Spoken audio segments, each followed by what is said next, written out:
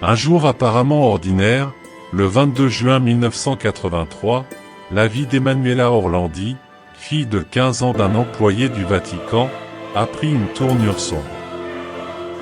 Après son cours de flûte à l'école de musique, elle a quitté les lieux, ignorant que ce serait la dernière fois qu'elle verrait la lumière du soleil, sa famille et ses amis. Le sort qui l'attendait restait inconnu. Emanuela Orlandi n'était pas une adolescente ordinaire. Elle était citoyenne du Vatican, le plus petit État du monde, mais aussi le plus influent et le plus énigmatique.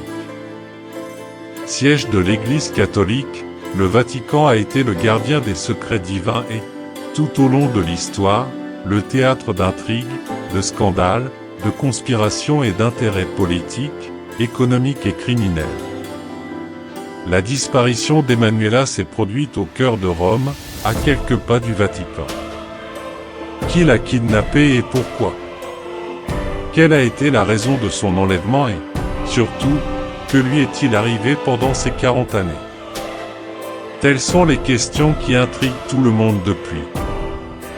Au fil des décennies, la famille d'Emanuela, les journalistes, les enquêteurs, les magistrats et les citoyens ordinaires ont suivi l'affaire avec appréhension et indignation.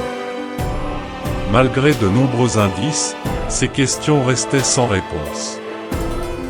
Le cas d'Emanuela Orlandi est l'un des plus grands mystères non résolus de l'histoire italienne. Une énigme qui cache une vérité gênante et inexprimable, une vérité qui implique le Vatican et ses secrets, remettant en question la foi et la morale des croyants. La vérité est qu'Emanuela Orlandi n'a pas été kidnappée par hasard. Elle a été kidnappée pour une raison bien précise, faire chanter le pape. Oui, vous avez bien lu, le pape Jean-Paul II, un leader aimé par des millions de croyants à travers le monde. Le pape qui a défié le communisme et joué un rôle dans la chute du mur de Berlin.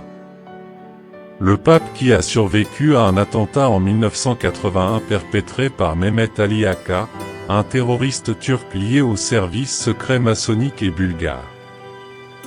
Mais qui était derrière cette tentative de chantage contre le pape et que voulait-il? La réponse est simple, le gang della Magliana, l'organisation criminelle la plus puissante de Rome dans les années 70 et 80. Ce gang était impliqué dans le trafic de drogue, l'extorsion, les vols et les meurtres dans toute la capitale italienne. Ils avaient en outre des liens politiques et maçonniques, avec les services secrets et même avec le Vatican lui-même. Un pacte a été conclu avec le cardinal Paul Marcinus, président de l'Institut des œuvres de religion, mieux connu sous le nom de Banque du Vatican.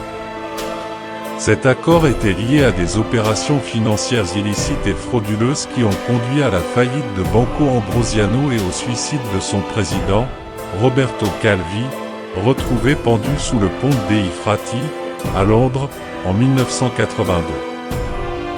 Le gang della Magliana a été chargé de récupérer l'argent manquant dans les coffres de Banco Ambrosiano et d'éliminer tous les témoins gênants.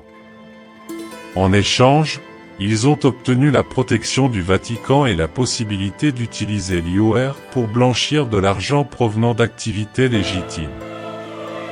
Cependant, le pacte a été rompu lorsque le chef du gang, Enrico De Podi, connu sous le nom de Renatino, a exigé quelque chose de plus, le troisième secret de Fatima.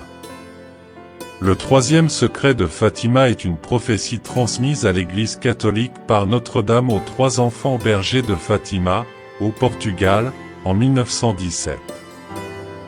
Elle fut confiée au Vatican en 1957 et contenait une révélation choquante sur la fin des temps et l'Apocalypse, ébranlant les fondements de la foi.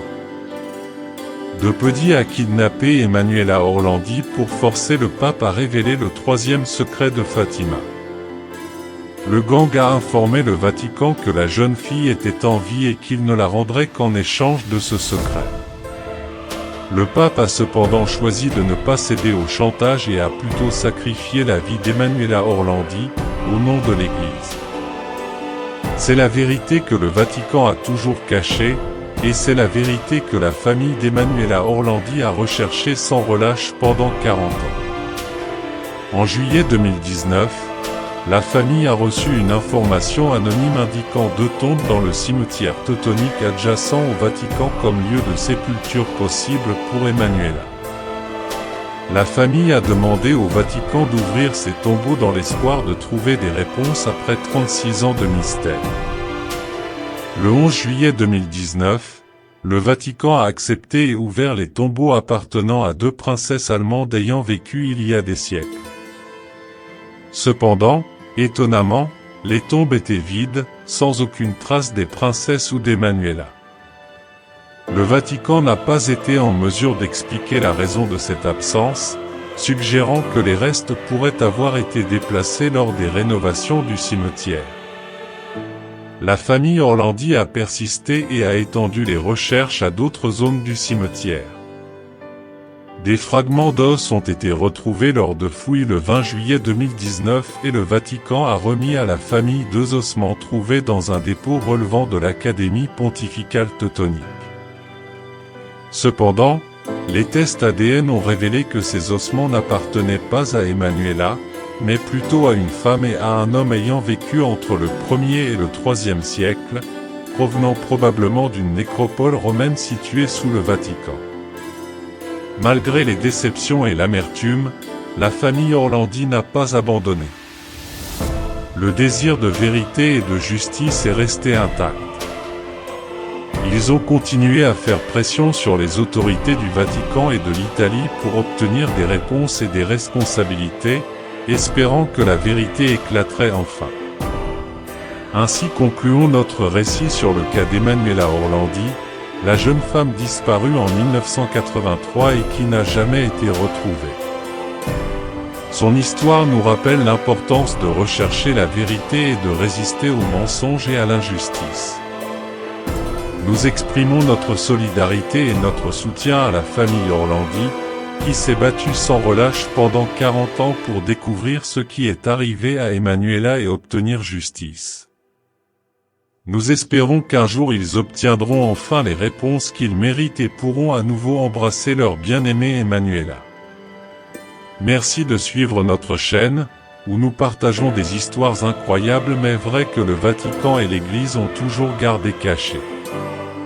Si vous avez aimé cette vidéo, laissez un like, commentez et partagez avec vos amis.